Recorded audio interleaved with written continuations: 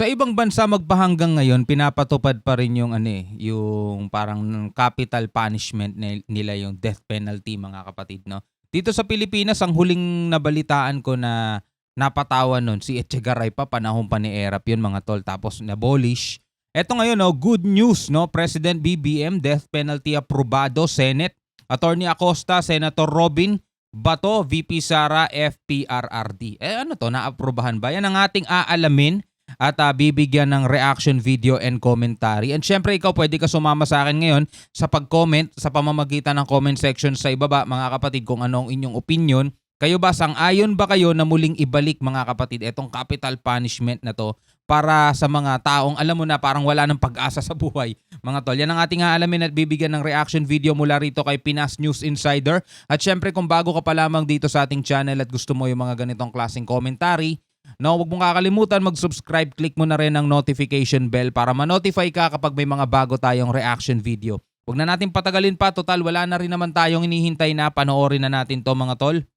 Ito ang balita ngayon. Viral ngayon sa mundo ng social media. Ang di umano'y balitang Public Attorney's Office pumabor na rin sa pangunguna ni Attorney Priscilda Acosta at sa lahat ng mga mambabatas na isinusulong ang death penalty sa bansang Pilipinas. Ngunit hindi lamang daw sa mga drug cases magpo-focus ang nasabing panukala na kaparusahang kamatayan. Parurusahan din ng kamatayan or death penalty ang mga kaso ng murder, kidnapping, carnapping at plunder kung saan ay pananagutin ng mga mambabatas ang mga tauhan o ilang mga executive na nagnanakaw sa kaban ng bayan. Alam nyo, tinututulan to ng iba kasi sinasabi nila anti-poor, marami daw mga nakakulong na hindi naman daw talaga may sala o napagbintangan lang, naidiin lang dahil mahirap lang daw. Mga ganun mga bagay mga tol, no?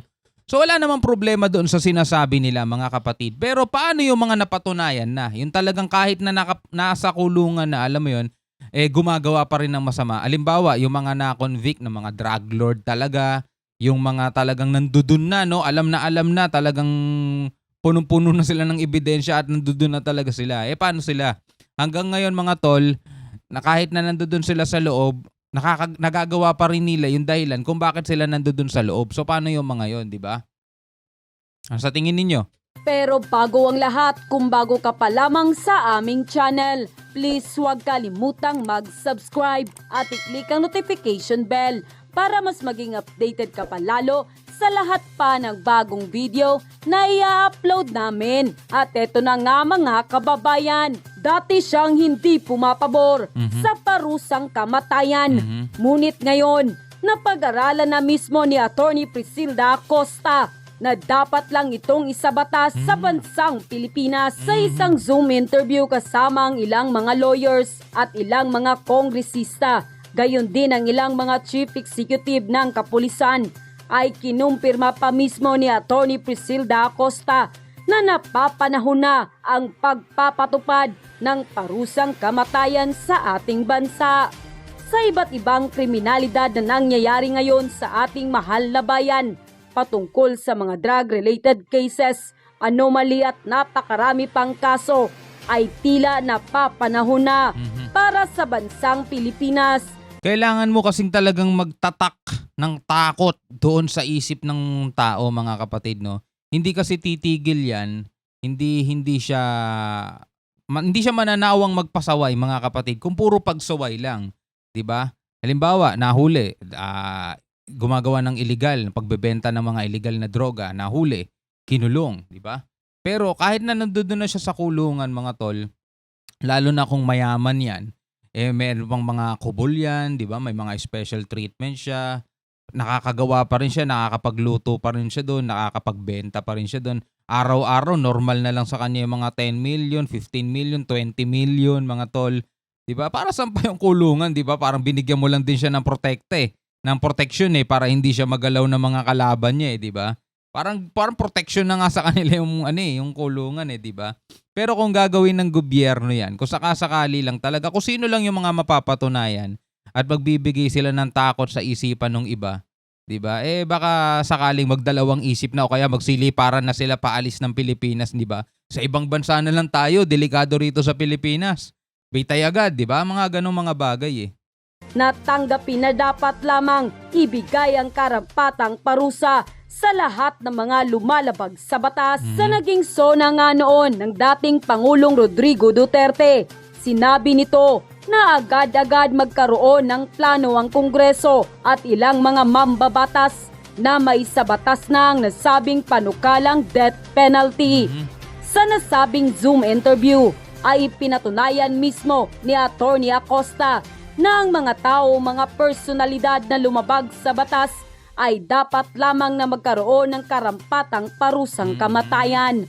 Ayon pa sa bahagi ng kanyang interview. But when Barbers asked Acosta if she concurred with the opinion that death penalty could serve as a deterrent to heinous crimes, the latter answered, "Ang tingin ko po dyan, ang tingin namin, kung sila ay may karapatang mabuhay ng matagal, papaano po yung buhay ng mga bibiktimahin pa nila?" Tama.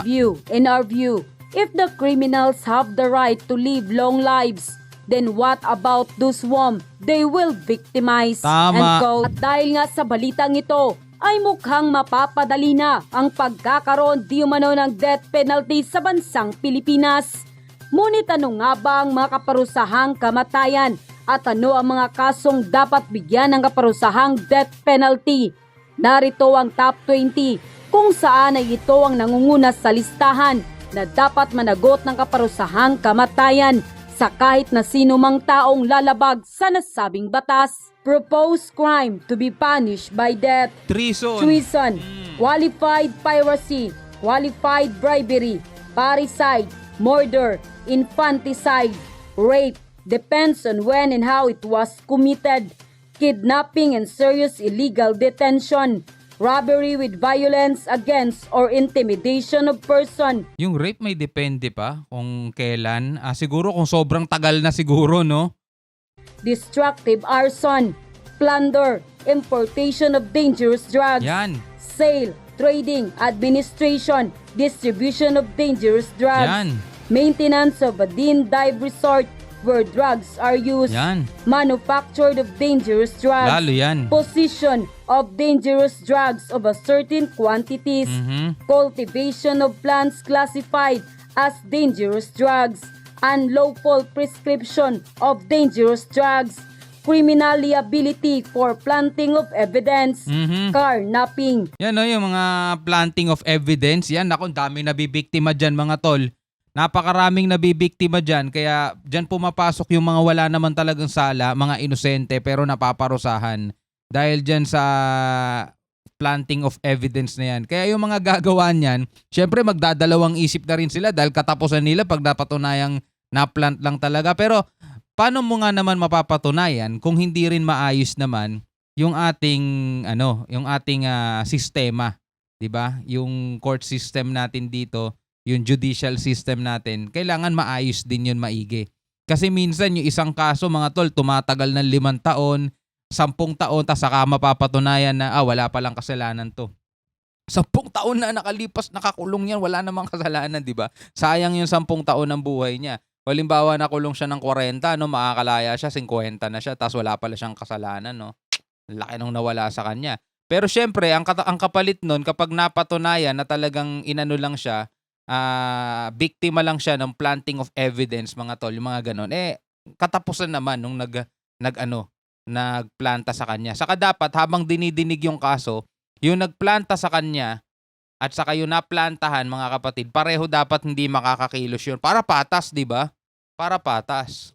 Criminal liability for planting of evidence, carnapping, and quote, 20 krimen na dapat ay managot ng kaparusahang kamatayan ay siyang tiniyak mismo ng ilang abogado sa pamamagitan ng literary injection ay tila may isa sa katuparan na ang death penalty sa bansang Pilipinas. At magmula nga nang ipautos noon ni dating Pangulong Rodrigo Duterte na madaliin ang death penalty sa bansang Pilipinas, ay tila wala nang nagawa si Franklin Drilon na isa sa mga tumututol sa kaparusahang kamatayan sa bansang Pilipinas.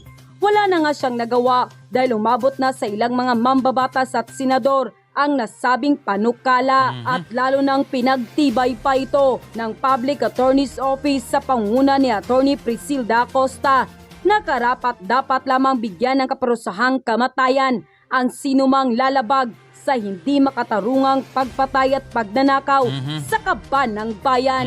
Samantala, hindi naman mapigilan ng marami sa ating mga kababayan na magbigay ng kanilang hinaing at komento sa mundo ng social media. At ayon pa sa kanila, tama po na ibalik na ang death penalty dahil napakarami ng magnanakaw sa gobyerno.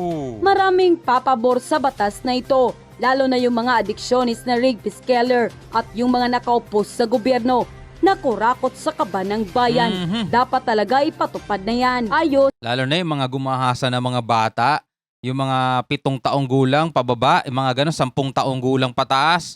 Yung lalo na yung mga kabataan talaga na nabibiktima ng mga panggagahasa. Ay nako, anong yan? Dapat nga dun, public. Naipasa din, talagang talamak na ang nakawan sa ating bansang Pilipinas. Siguro, kapag naumpisahan ang itong pagbitay ay gaganda na ang Pinas at lalong dadami ang turista sa Pinas. Pabor ako sa kamatayan ng parusa sa mga taong gumagawa ng krimen. Tama lang yan para may disiplina sa mga taong gumagawa ng krimen. Tama po yan, may parusang kamatayan kasi kahit na kabataan ngayon, wala nang takot gumawa ng kasamaan dahil walang pangilang batas sa bansa na ito. Pabor ako dyan, ibalik ang parusang kamatayan para magkaroon ng takot kahit sinong Pilipino. Mag-isip na sila bago gumawa ng mali sa buhay. Salamat po. May narinig ako dati, sabi, pag ipinatupad daw yan, talaga mababawasan tayo. Maraming sasalang dyan at mababawasan ng tao sa Pilipinas. Luluwag tayo, di ba? Luluwag ang traffic. Di ba? Tataas ang mga agaganda mga presyo na bilihin kasi hindi na masyado nag-aagawan. Di ba nga ganun mga bagay? Kidding aside, no? Pero totoo naman talaga mga tol, nakawawa yung mga nabibiktima kung iniisip ng mga nasa human rights yung buhay nito mga to. Di ba? Buhay din yan, tao rin yan. Karapatan din silang mabuhay. Anong masasabi naman ninyo doon sa mga nabiktima? Sila ba walang karapatan? Diba? Sila ba walang karapatan na mabuhay ng matiwasay, mabuhay ng maayos, na hindi natatakot? Kasi kahit na nakakulong na yung gumawa sa kanila ng masama, takot pa rin sila. Ando doon na habang buhay na sa kanila yung trauma di ba? End quote. Kung may karapatang mabuhay ang mga halimaw sa lipunan, may karapatang di mabuhay ang mga inosenteng tao. Ngayon, mamimili ang Estado, sinong dapat buhayin? Ang mga inosenteng mga Pilipino o yung mga halimaw sa lipunan? Oras na raw para ibalik ang bitay, ayon kay Public Attorney's Office Chief Priscilda Acosta. Masyado na raw kasing dumarami ang mga halimaw na walang pakundangan sa paggawa ng iba't ibang krimen. Pero may kampyo si Acosta. Handa rin naman daw kasi silang ipagtanggol ang mga mahihirap na maiipit kung sakaling tuluyang maipasa ang death penalty. Pero, kung kailangang ipagtanggol ang sino ang maakusahan, ipagtatanggol natin, ipatitigil natin ang bitay sa taong yun. Kahit single doubt lang ng kanyang culpability, dapat humusap bitayin. Tama. Single doubt, sabi may pagdududa. Malayong malayo doon sa nanumpa. Nanumpa ka sa harap ng Panginoon Diyos at sa harap ng bayan, sa harap ng Pilipino na ikaw ay magiging tagapagtanggol. Hindi ba po dapat, mahal na tagapangulo, ito na po ang panahon upang tayo ay makapagbigay ng tamang usapin patungkol sa death penalty. Ito po ba hindi pa panahon para ibalik na natin itong death penalty? Hindi na po ito para po sa akin, mahal na tagapangulo, anong klase ka pang ng tao na ikaw ay napunta pa sa ganito? At kung natatandaan ko po, mayroong Facebook account, yung isa sa mga suspect, na sinabi niya na sana kung post niya ito, na sana kung alam ko lang magkakaganito yung buhay ko, hindi na ako nagpakatino sa Marawi. Kasi yung isa ay Marawi hero. Anong ibig sabihin kaya noon, mahal na tagapangulo? Ano kaya ang ibig niya sabihin doon? Ano ba ang nangyari sa Marawi? Ang dami niyang binuksan dito na usapin. Kaya po sana, ako po ay nag-file ng bill, mahal na tagapangulo, patungkol po dito. Imposing death penalty on the heinous crime of security personnel engaged to commit murder and providing penalties for any person who recruit, maintain, use, aid, fund, or train security personnel to commit murder and for other purposes. Mahal na tagapangulo, siguro po, sasang-ayon po kayo sa akin na ang isang tao na pinag-aral ng gobyerno, ginastusan ng taong bayan upang siya ay bigyan ng proteksyon, ay gagamitin niya isang araw para magbigay ng isang krimen na gugulatin ang sambayan ng Pilipinas at gagamitin niya ang training na ito. Maraming salamat po. Thank you, Senator Robinson Padilla. I fully agree with you towards that policy direction na bibigyan ng mas mabigat na anong Tagalog ng penalty? Parusa yung ganyang klase mga tao. Just like isang pulis na na-involve sa drug trafficking. Di ba? Ang trabaho ng pulis ay ihinto ang problema ng droga, pero ginamit niya yung kanyang posisyon, Tama. pwesto, lalong-lalo na sa isang anti-drug unit, yung pag-aasahan niya dyan, para palakihin ang problema ng droga Tama. through drug trafficking. So dapat sa akin dyan, times 2 o times 3 ang kasalanan ng tao na yan compared doon sa isang ordinaryong civilian. Ganon din sa iyo, yung sinayit mo ngayon, na isang sundalo, tinrain ng gusto ng ating gobyerno, binigyan ng special skills, napakagaling bumaril, napakagaling lumaban, tapos yung kanyang kagalingan na yan sa pagbaril at pakipaglaban ay ginamit doon sa mga inosenteng civilian. So tama po yung policy direction mo na binabanggit, I am with you. Kung magpapile ka ng mission towards that direction, you can expect my full cooperation. I will support you with that. Maasahan mo po, Senator Robin Padilla. Maraming salamat po, mahal na tagapangulo. Mabuhay po kayo. At yun na nga mga Alright mga kapatid, anong masasabi ninyo rito mga tol? Pwede kayong mag-comment sa baba ng inyong opinion. Kayo ba sang-ayon? Kasi ako sang-ayon. Kayo ba sang-ayon na muling ibalik etong kaparusahan na to, lalong-lalo na dun sa top 20 na binanggit at binasa kanina mga tol, no? Doon sa mga yon. Siyempre dapat maayos din yung judicial system natin. Pero yun na nga kailangan talaga meron na tayong first step. Maibalik talaga yung mga yan. Para dito pa lang sa pinag-uusapan ni Senator Robin at saka ni Senator Bato, 'di ba? Yung sa sundalo, yung police, 'di ba na dapat siya ang pupuksa sa illegal na bentahan ng mga illegal na bawal na gamot, 'di ba? Pero sila pa yung nagpakalat, no? Parang nitong nakaraan napanood natin sa Senado, 'di ba? Mayroon silang hearing na 1 billion yung nakuha doon sa isang pulis na yun, si Mayo. Ay, grabe, no? So, comment kayo sa baba dyan, mga kapatid. Pag-usapan natin yan sa comment section. Hanggang sa muli, ako nga pala si Shobal D. Peace out.